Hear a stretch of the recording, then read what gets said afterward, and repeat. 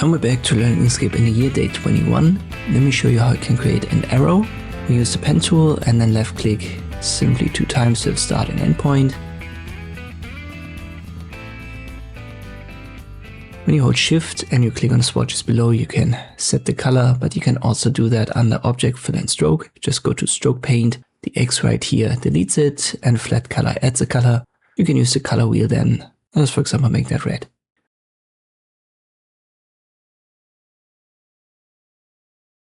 Under stroke style, we can add what's called a marker, and this creates our arrow. The first one is for the left hand side, and the last one is for the right. A couple of options to adjust it.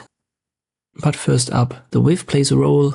The markers are resized in relation to it. So if you size the width up, the markers will be sized up as well. But when you only want to adjust the markers, you can do that right here via the dropdown. Size X and Y can be unlinked, and then you can do that for each side, or you can link it.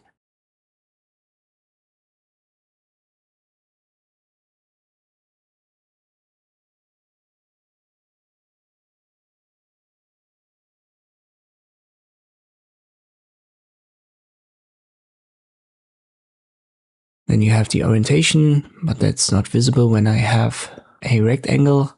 Let me use a different design, maybe this one right here. And you can see the orientation just flips it.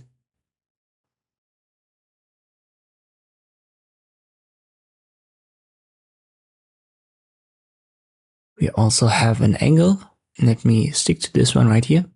When you activate the angle, you can set that right here, basically a rotation. And then you have a mirror option. It looks like it's the same as the orientation, but it actually makes a difference. If you add a rotation and you use the orientation, this is going to set it back to 0.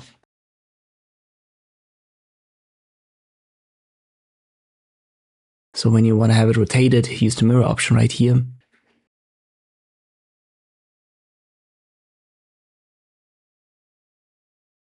And then we have an offset for X and Y position.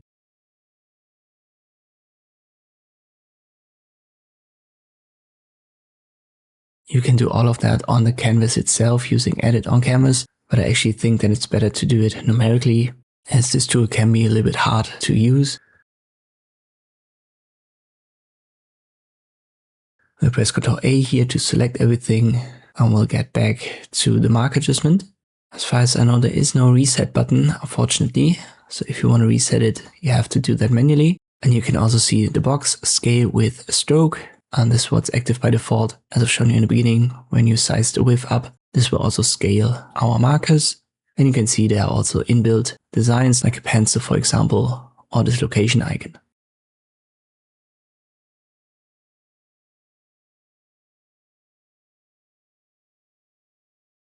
The one in the middle, you can activate it, but you won't see anything because this is for joins. And as we don't have a join here for this line, you can't see it. Let me create a second line. This time we have start endpoint and this corner point, and this then a join. And here we can add this middle marker just like that.